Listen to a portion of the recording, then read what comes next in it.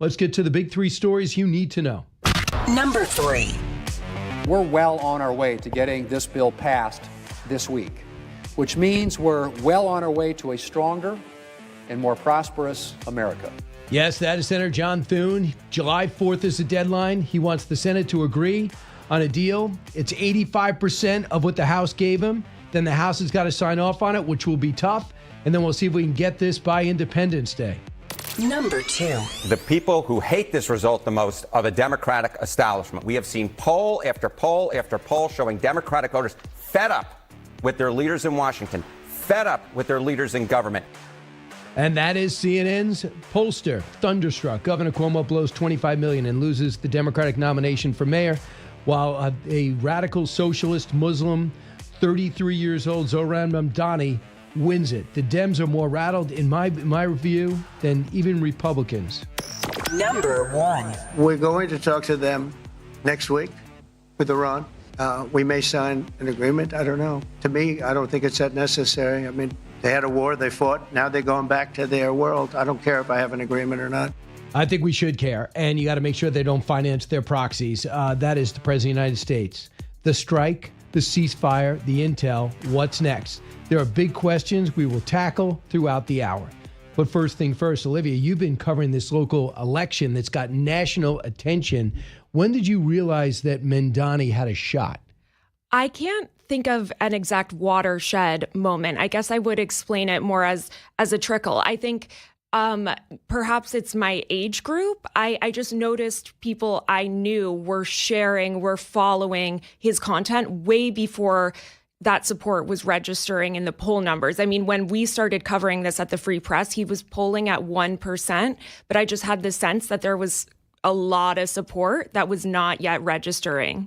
You said that he has 50,000 followers.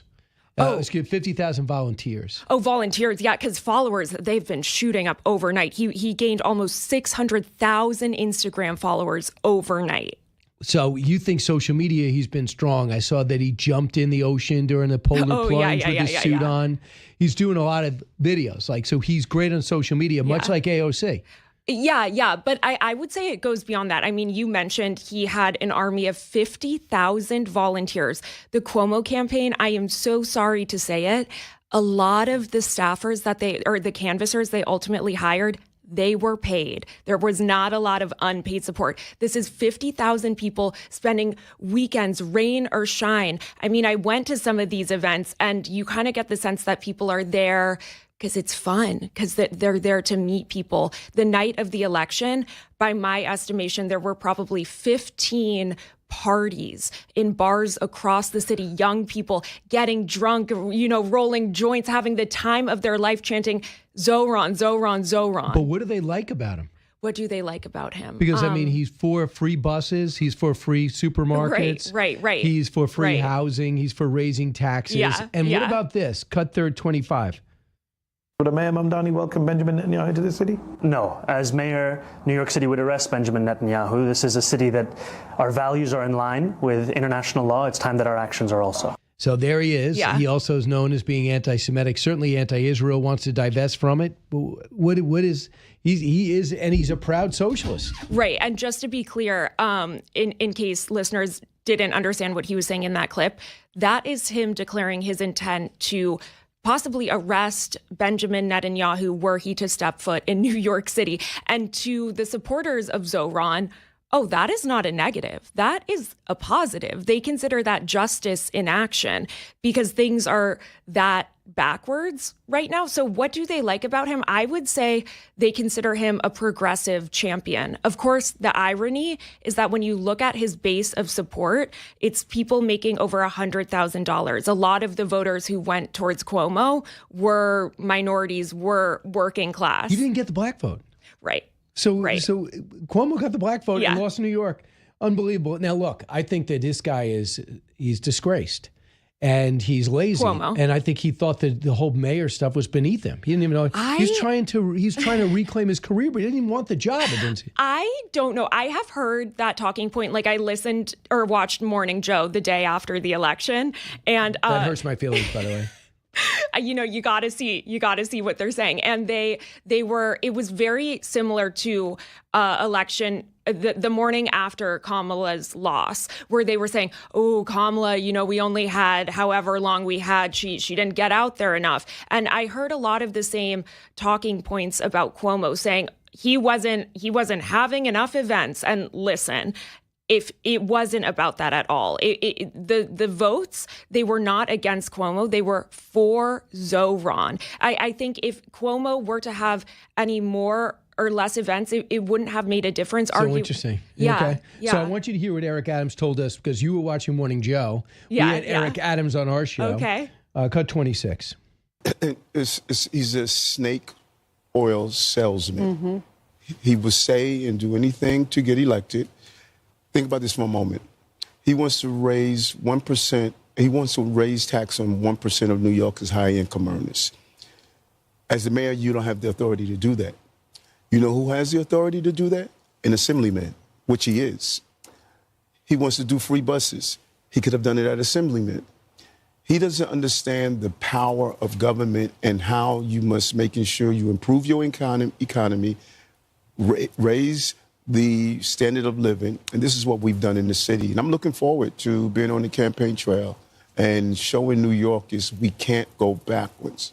And New Yorkers never surrender or quit.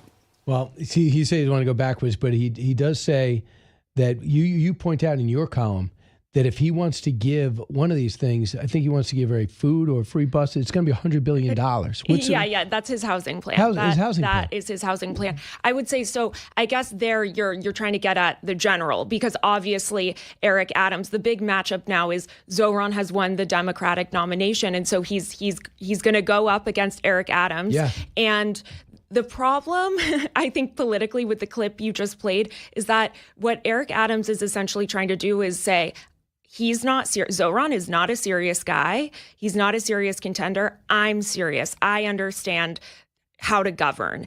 And I don't know, that Zoran supporters care. And I don't know how credible that is in the eyes of New Yorkers coming from Eric Adams. The problem is that How damaged is he?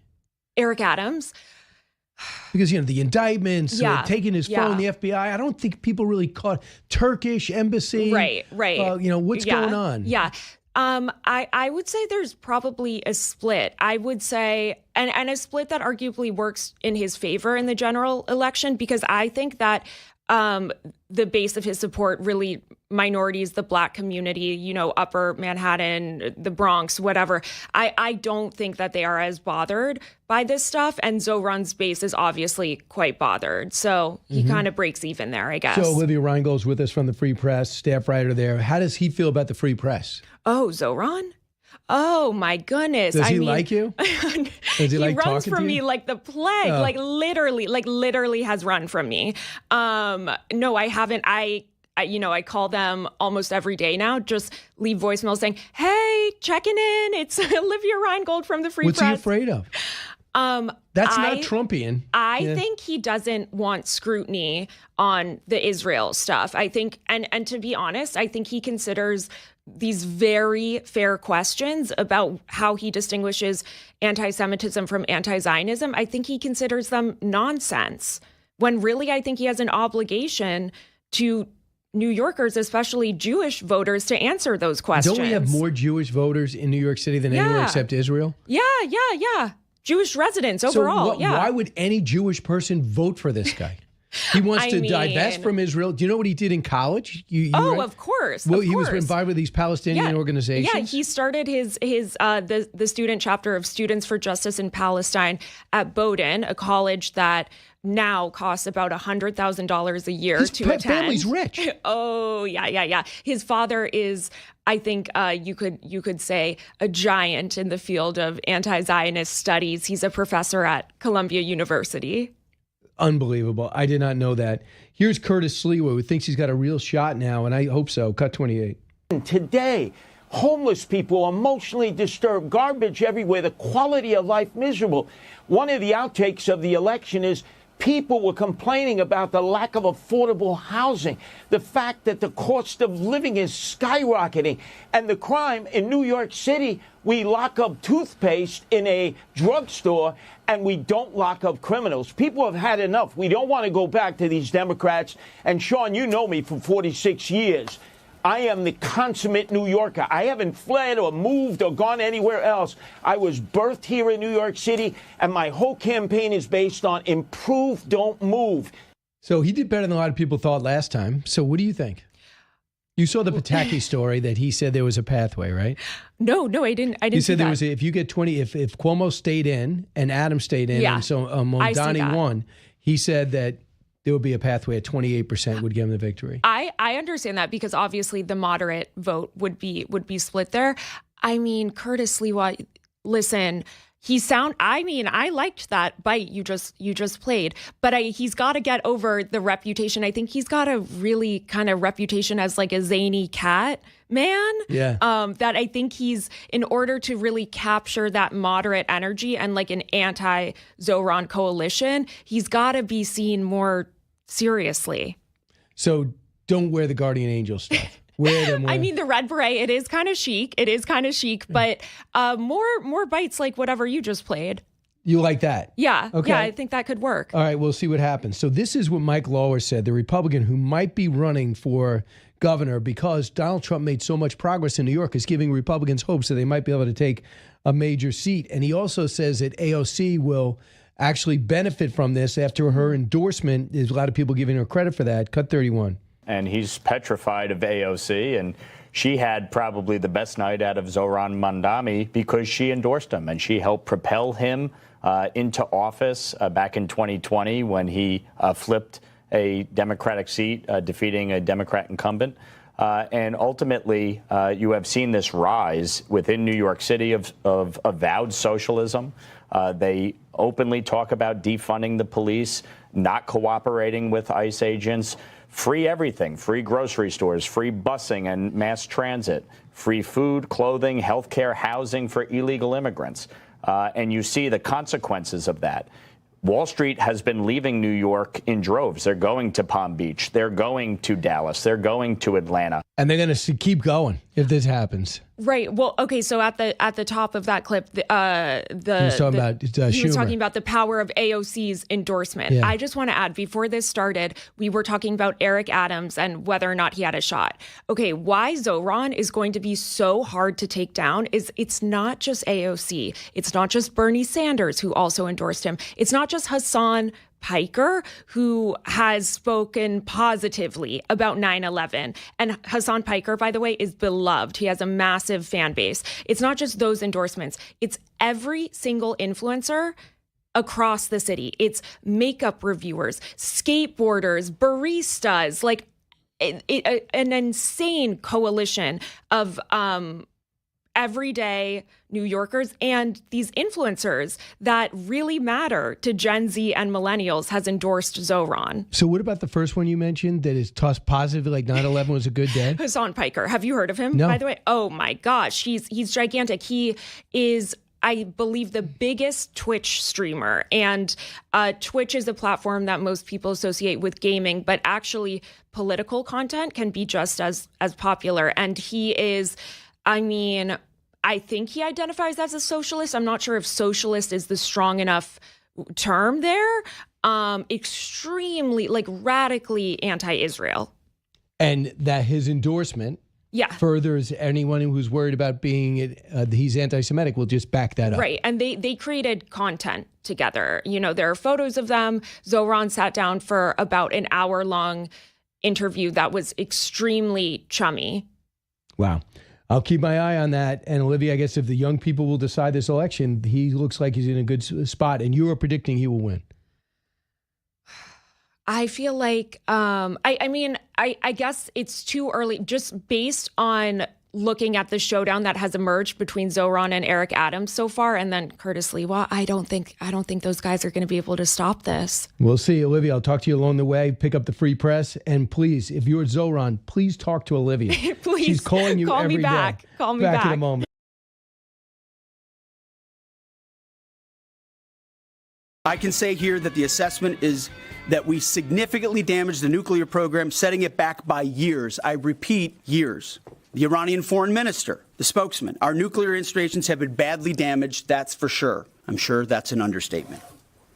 John Radcliffe, the director of the CIA, putting out a statement just last night. CIA can confirm that a body of credible intelligence indicates Iran's nuclear program has been severely damaged by recent targeted strikes. This includes new intelligence from a historically reliable, very different than preliminary assessment with low confidence. He's saying historically reliable and accurate source and method that several key Iranian nuclear facilities were destroyed and would have to be rebuilt over the course of years. CIA continues to collect additional reliably sourced information to keep appropriate decision makers fully informed.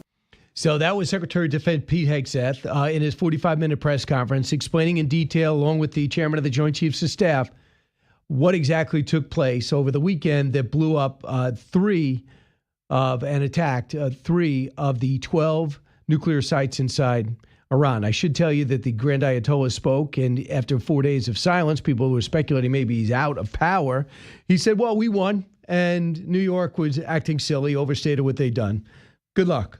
Nobody buys that Baghdad, Bob. An Ayatollah at 86 years old, he's got to be absolutely humiliated when the doors close and he's sitting there only alone with his turban.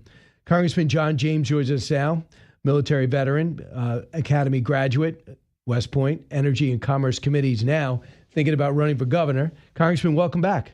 No, thanks for having me back on, Brian. All right, so first off, what was your take on the press conference? Well, I think it was where we should be getting our information, not from terrorists and not from communists. We should be getting our information from our intelligence personnel and from our leadership. And I don't think that folks out there have quite gotten the point. The point is a terrorist regime that must not have nuclear weapons capabilities and now knows that America is serious. They know that Donald Trump is as serious as a heart attack. And we've had presidents for decades say that Iran must not have a nuclear weapon. Well, we finally had a president step up and, frankly, send a very effective warning shot, sending Iran's nuclear ability to enrich weapons-grade uranium back a number of years. And the Iranians know we're serious. Just like you said, Brian, the Ayatollah has to save face. And when that door closes, he recognizes that he is short air defenses, he is short scientists, and he is short military leaders. And all he cares about is his power and destabilizing the region. I am an Iraq war veteran, and I understand what these extremists in Iran have done to American service members and what they've done to innocent civilians all over the Middle East. President Trump stepped up not just to keep America safe, but to make sure that we are respected from here on out. But the one thing I would say is, so this initial report comes out, and it's from the Defense Intelligence Agency. It's one of our 17 branches. They came up with that assessment. They said, of low confidence, we don't believe that we set the programs back more than 2 to 3 months. But says, we got this from satellite video, and that's our assessment. Here's the problem, and you know this, is that information got out. Why was it necessary to give that to a reporter? It doesn't help the country. Maybe it helps maybe sell some more copies of the Washington Post, or CNN gets 7 more viewers. But it's the same reporter that got it was the one with the Russian dossier. They said the laptop was real, that pushed the Russian hoax. So she puts her hand on the scale, this woman, and those people know what reporter will use the information that they leak. That's the problem. It's not what they came up with. They're a legitimate agency, but people in that agency are against the president. I think this further underscores the depth of the swamp and pushing back on folks who will destabilize our own government for their own personal gain. That's why we are here fighting for the American people and making sure that we continue to maintain OPSEC, make sure that we continue to make sure that we're delivering for the American people, and folks know what we're up against here. We have an oath to the Constitution of the United States, and our number one priority is keeping Americans safe. And it's very difficult to do that when folks who call themselves journalists, who are nothing more than tabloid purveyors, are putting their own self aggrandation or self-benefit above the national security of the people. You- We're going to yeah. keep folks safe and just recognize that when they do this, they're putting American lives at risk. So let me ask you, are you still thinking about running for governor, right? Oh, I'm in. I'm all the way You're in. So I'm all the way in. So, Congressman, how do you be strong against Iran, be strong in the support Israel, and let the people in the Muslim community, the Arab community that makes up such a vital part of Michigan? No, you're not against them. No, of course not. See, this is the But thing. they understand? Do they understand that when you talk to them? Yes. Look, we are one nation under God, indivisible, when we recognize that we all want the same things. We all want economic mobility. We all want academic excellence. We all want public safety. We all believe in the values of faith and family, God and country, and service before self. And those who are law-abiding citizens have a place in this America. People who are law-abiding citizens have a place in Michigan. We will absolutely defend that. We are a nation of immigrants, but we're also a nation of laws.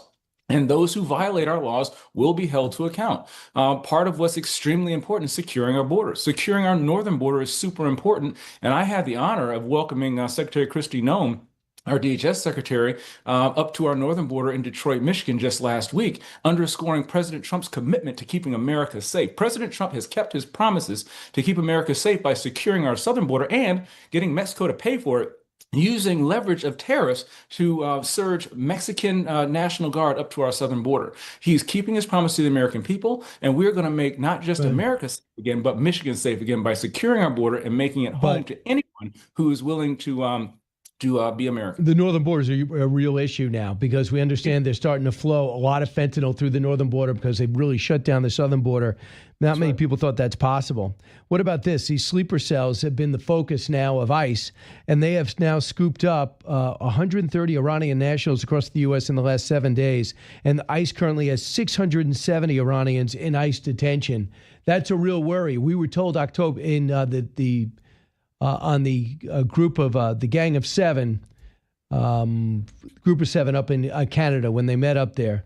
They let Donald Trump know that there's a legitimate shot that these sleeper cells have been activated. Have you picked up that intelligence? What we know is that there's been fentanyl and there's been human traffickers and drug traffickers flowing across our borders. Look, Canada has to do more. If they want to call themselves partners and allies, they have to do more to keep up their end of the bargain. Our northern border with Canada is the longest land border in the world. And these terrorists didn't just swim across the ocean. They didn't walk across the North Pole. They entered into Canadian ports of entry, into Canadian border points, and they were rubber stamped through their border control. And now they're threatening Americans. Well, our Canadian friends whom we share so much defense cooperation, so much economic cooperation, jobs on both sides of the border, now have to ante up and kick in. Because those who want to hurt and kill Americans are more committed to getting across our border than our partners in Canada are to securing it. And that's the wrong answer. We need more commitment and more dedication from our Canadian friends, or they can expect that we're going to be using every resource at our disposal to keep our people safe. Today, the president's going to have a press conference to try to push the Senate to get a bill version back to the House and get it passed by the 4th of July. They've made some changes already. I'm sure you've seen some of this. Here's what Mark Wayne Mullen says you can expect in the House. Cut 39. 85% of the bill is what the House sent over. Now, the House and the White House and the Senate, we have been working very closely together to deliver a good bill. Even when the House was in the process of drawing theirs up, they were working with the Senate.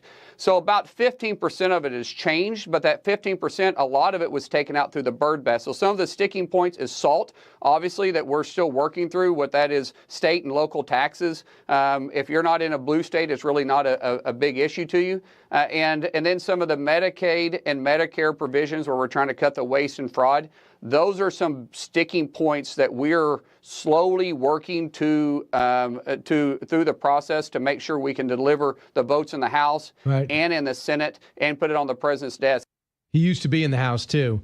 So how do you feel about what is your state tax in Michigan? Look, there's no way in heck that Michigan voters should be subsidizing Mamdani voters.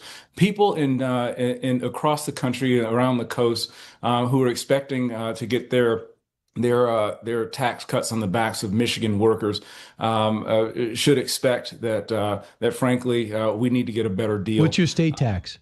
Their state tax right now, we're down around 21%. And so we need to make sure that we pass and make sure that we put more money back in the hands of people who've earned it. Democrats are voting to take away tax on tips. Democrats are voting to make sure that they continue to tax overtime. Democrats. I don't think you even talk to James, Congressman. Don't even talk about Democrats. It's all Republicans. Democrats have nothing to do with this. So, well, they're not voting for it, Brian. Were you on the floor? Oh, I know, but the thing is, but if Republicans got to get on board, they are voting for. But how do you get Republicans to vote for it? That's the point. Republicans, you have reconciliation. So in the House, what are you going to do when Mike Lawler says, "I will not sign off on this unless I get my SALT deduction"? Well, you're going to have to talk to Mike Lawler. But right now, every single time that folks on the TV and on the radio say we're not going to get something done, we get it done. And I think that Speaker Johnson's leadership has really shown through in this. And I believe that President Trump's leadership has shown through in this. And we're going to deliver for the American people. And I'm going to do everything that I can to make sure that the folks in the state of Michigan benefit from this great, big, beautiful bill. We absolutely do this to make sure that we keep our economy stronger, that we bring jobs back to Michigan, that we put money back in the hands of people who've earned it, because frankly, we shouldn't be sending this cash to the coastal elite. We need to bring it back home. But let me ask you, Congressman, wouldn't people of Michigan benefit from a SALT deduction? Well, certain people would benefit from a SALT deduction, but we're trying to make sure that everyone benefits the most from this. And if we're talking about holding up a bill for one specific provision, when you're also increasing the deficit and the debt, and then putting at jeopardy a larger bill, then I don't think that's fair to everybody. We need to get the most practical and the most conservative solution possible that will grow our economy, to bring our energy sector back, and they'll help bring jobs and investments back to places like Michigan. No, listen, I'm in New York and I'm with you. I don't think there should be a SALT deduction. That's a pay for. You cannot reward high tax states and give them a deduction, because they never pay the price, and those taxes will continue to go up. And there's no reason why Florida, with more people, can have zero tax and move ahead of New York, by the way, with electoral votes. And New York has taxes get ratcheting up. And the clown that they just are about to nominate wants to up for people who are actually earning a living, he's going to up their taxes to give free buses, free food, faster buses too, by the way. That's the problem. Buses aren't fast enough. Free food, free everything, if, of course, he's elected. That's what Democrats are becoming. What do you I think if you were to tell them, they got to be panicked about what happened in New York yesterday. It used to be that Democrats were the party of the working man. Now Republicans are the party of the working man, and Democrats are the party of the non-working man. We're doing everything that we can to make sure that we're providing skilled trades opportunities, that we're putting money back in the hands of people who've earned it, that we're creating and helping folks create and pursue the American dream. But Democrats' policies, you can see the proofs in the pudding. Outflow of migration from high tax states going to low tax states. As we have population issues, I mean, people are going to where their talent and where their cash is treated with the most respect. Well, Republicans want to grow families because we want to put the money and the power back into your hands. And that's what we're going to be doing in Michigan. We're going to be focusing on the issues that help make you safer and help make you more prosperous, and not focusing on the coastal elites who, frankly, want to have their comfort on the backs of your effort. Yeah, we'll see if Michigan be the next Florida. Mike Rogers got very close to that Senate seat. You've gotten close before. Now let's see if the governor's mansion will go back to Republicans. Congressman John James, best of luck. Thanks a lot, Brian. All right. Senator James Lankford joins us now. Senator, I don't know if you were able to catch the Pentagon press conference. If so, what did you think? I was able to catch just bits and pieces of the press conference itself. Obviously, the consuming piece for the media is they want America to have failed, and they want the men and women that delivered those bombs into Iran on their nuclear facilities to not have hit it. But what actually happened was They were extremely professional. The men and women that were there that carried out those strikes hit exactly what we wanted to be able to hit and set back the Iran nuclear program by who knows how long. At this point, the message was pretty clear to them. We destroyed everything you've got. If you want to rebuild this, we know your address, and we know how to be able to come back and do this again. So don't start rebuilding no matter what it is. They had the IAEA says badly damaged. Iran Foreign Minister says badly damaged, to use other words. The head of the CIA and now the DNI said of extensive damage. Israel was on the ground, and they said there was extended damage. And now you have just some color commentary. You have these pilots, men and women from ages 21 to 28, who pulled it off. And I did not know they've been working on these ways to blow up Natanz and Fordo since 2009, and they constructed the GBU-57 just for this operation. Should any president say go, none of them said go. This one did. Right. President after president for the last 20 years has said Iran cannot have a nuclear program, and President Trump said Iran does not have a nuclear program. I mean, that's the big shift. Here is what the chairman of the Joint Chiefs of Staff said, General Kane. The primary kill mechanism in the mission space was a mix of overpressure and blast, ripping through the open tunnels and destroying critical hardware. The majority of the damage we assessed based on our extensive modeling was a blast layer combined with the impulse extending from the shock. Imagine what this looks like 6 times over. So the only thing I would add to, I mean, it looks devastating. All I could say, these are the most powerful bombs ever made, non-nuclear, and ever dropped, non-nuclear. They were targeted just for this, and it was executed perfectly. What happens next is let's see how much damage is done. But the execution, the reason for it, what led to it, is beyond a doubt. It's just amazing in Washington how people can't just say, wow, that was pretty impressive. We understand how we got to this point. Now where do we go from here? But instead, I watched Senator Kelly say, well, there's no plan, it's chaos. What are you talking about? It's just the opposite.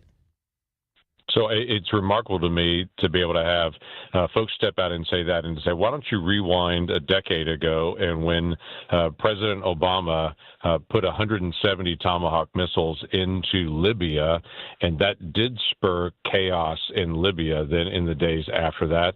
And Libya is still in chaos now. Compare that to what President Obama did to what President Trump did. He was very specific, going after specific targets to be able to say you cannot have a nuclear weapon. That is what we have said now for decades.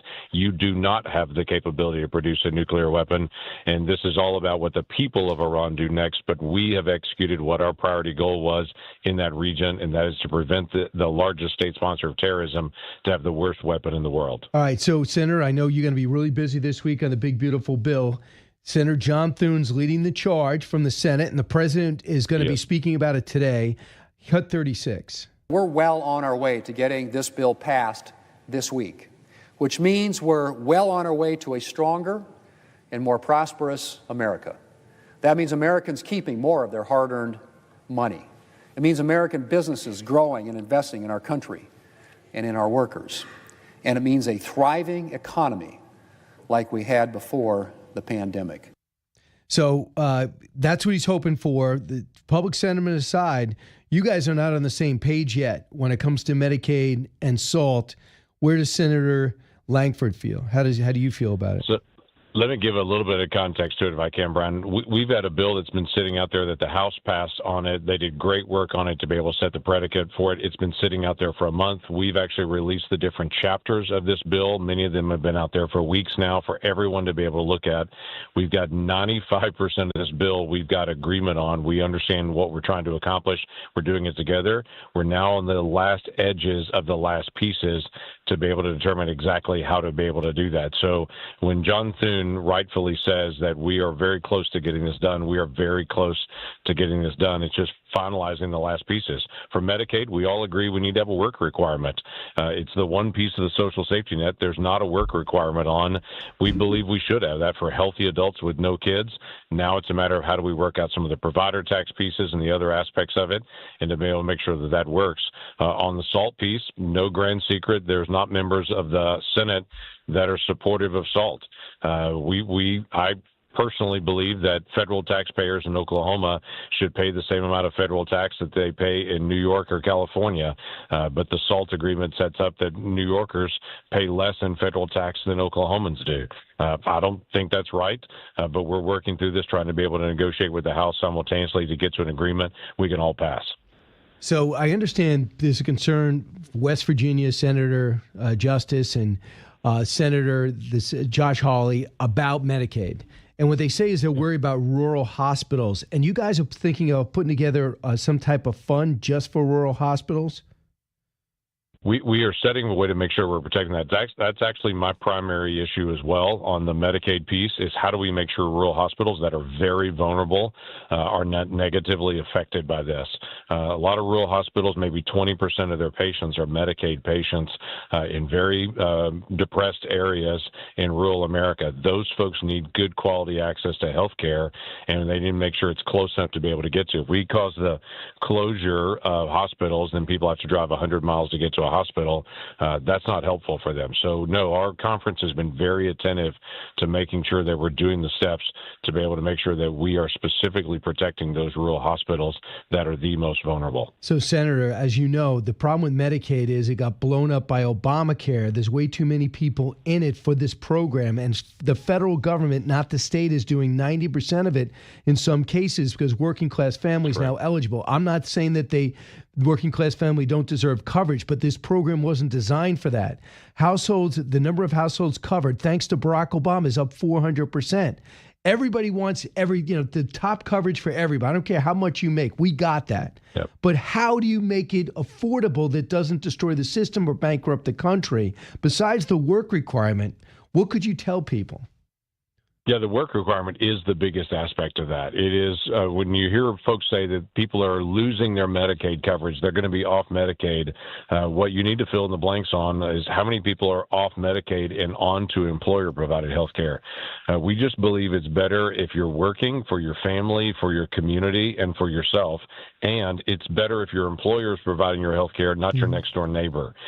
So it should be employer-provided health care if at all possible. The second piece of this is trying to be able to find ways to be able to stop this provider tax game that's gone on for years, where states like California will put a quote-unquote tax on their hospitals. They'll increase their amount that they're giving and pull down more federal funds out of the formula. Then they'll take that money and not spend it on health care. This is really important. Yeah. This is what they do. Yeah. So they know they're going to get reimbursed. So what they do is they'll up the price so they get 90% reimbursement. Is that would bring them more money? Yep. So there's two aspects under Obamacare. Healthy adults that are just in this what's called the expansion population, they get 90% federal funding. Disabled children get 60% funding. We think that's wrong. We're not able to fix that in this bill, but I'm telling you, we're going to continue to be able to work towards that, to be able to get common agreement to say that disabled children should not get less of a percentage than healthy adults do in this. The second part of it is the provider tax piece. Let's say it's a 60-40 split where the federal taxpayer is paying 60% of it, the state's paying 40% of it. The state will then go to a hospital and they'll say, give us, an additional chunk, millions of dollars from your hospital. They'll take that money, the state will contribute it, quote unquote, to their state match, get more federal dollars to be able to come down, so it increases their percentage, and then the state will return that money right back to the hospital, and the state will pocket the rest. So instead of maybe 60-40, it ends up being like 65-35. So the state's paying less, they're getting extra money that they're not due from the federal taxpayer. So states end up running a surplus of funding, they can do extra, and we continue to have a rising debt as Americans. So that's wrong for us to continue that process on it, and it's one of the areas we want to be able to fix. So do you believe that you got to get past this bill, if you can pass it? Do you think that because of this news cycle, it's very hard to explain it when you got these bombings, these raids, everything that's going on? So I'm not sure it helps you in order, I think, to get something done. But I think a lot of people are going to say, what did we actually get?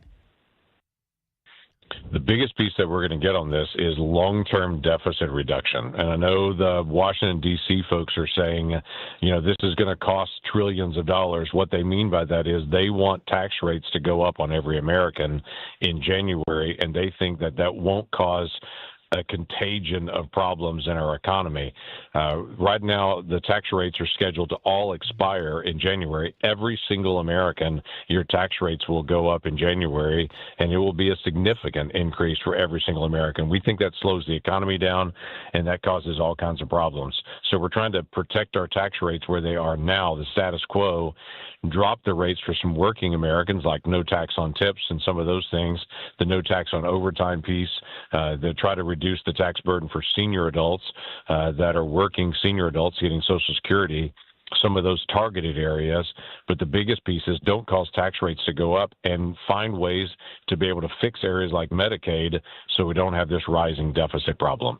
It's going to be very interesting to see, because this is such a substantial bill, the results of which, the impact of which will make or break your midterm fortunes. And I know you think will make fortunes. We get the political side of it, but quite frankly, the fiscal part of it, long term, and also the growth of the American economy, that's number one for us. What can we do to be able to help Americans right now to be able to pull out of this economy and to make sure that we get it to be a thriving, growing economy like it was during the end of the first Trump administration? All right. He is Senator James Lankford. He's got his hands full, big agenda, but that's the way you like it. Senator, thanks so much.